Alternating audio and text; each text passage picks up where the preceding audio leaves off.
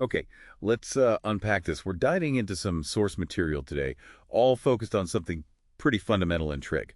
Yeah, trigonometric ratios for standard angles, 30, 45, 60 degrees, those key ones. And ooh, and 90 degrees too. Right. And what's cool about these sources is they don't just list the values, they actually show you how they come about geometrically. Exactly. It's not just memorization. So Mm. our mission really is to pull out the key stuff for you, give you a clear, quick handle on these important numbers and like the logic behind them. Definitely. The sources really zero in on those main angles, 0, 30, 45, 60, and 90 degrees.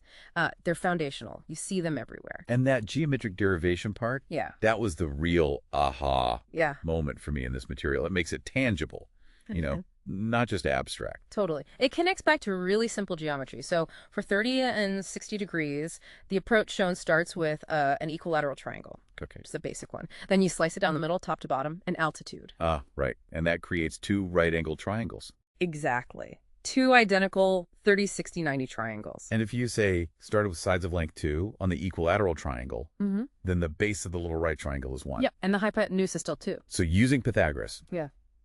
the height, that altitude, must be the square root of 3. Right. And boom, you have all the side lanes. Suddenly the ratios just fall out.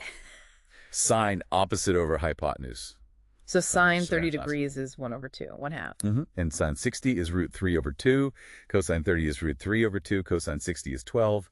Tangent, opposite over adjacent. It's all there. It's actually quite elegant, isn't it? How one shape gives you two key angles. It really is. Then for 45 degrees, the sources show it's just as, well, straightforward. You use an isosceles right-angled triangle. So two sides are equal. Let's say they're both 1 unit long. Okay, yeah. Then the hypotenuse is root 2. And the angles are 45, 45, and 90 degrees. So sine 45. Opposite over hypotenuse, 1 over root 2. Which is the same as root 2 over 2 if you rationalize it. Right. And cosine 45 is the same thing, 1 over root 2. Tangent 45 is just 1 over 1, so 1. Super simple. So once you've seen how they're derived, the sources usually present a table summarizing everything. Ah, the handy reference table. Sine, cosine, tangent for 0, 30, 45, 60, 90. Yeah, and often the reciprocal functions too, cotangent, secant, cosecant. And looking at that table, the sources point out some, interesting patterns. Definitely. Like how sine starts at 0 for 0 degrees and smoothly increases up to 1 for 90 degrees. Well, cosine does the exact opposite, right? Starts at 1 for 0 degrees and goes down to 0 at 90 degrees. That inverse relationship, sort of. And you see things like sine 30 is the same as cosine 60. That complementary angle relationship pops right out. Yeah, sin A, cos 90A. These aren't just quirks, though.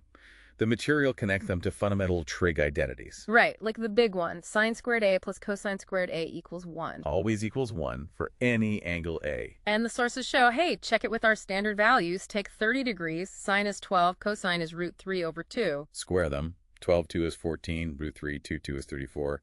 Add them up. 14 plus 34 equals 1. Works perfectly. It shows these specific values fit the general rules. So it builds up nicely. Derivation, summary, patterns, fundamental rules, and then finally how to use them. Yeah, applying the values. The sources give examples, like evaluating expressions. Yeah. If you need, say, 2 times sine 30 plus tangent 45. Easy peasy. Sine 30 is 12, tan 45 is 1.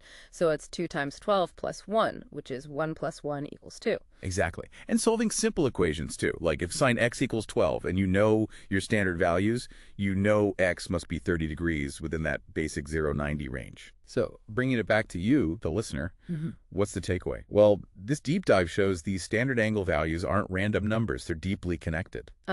And they come from really basic shapes. They're cornerstones. Understanding how they rise makes them stick better, I think. And they're just so useful. Oh, absolutely. Geometry, physics with vectors, engineering.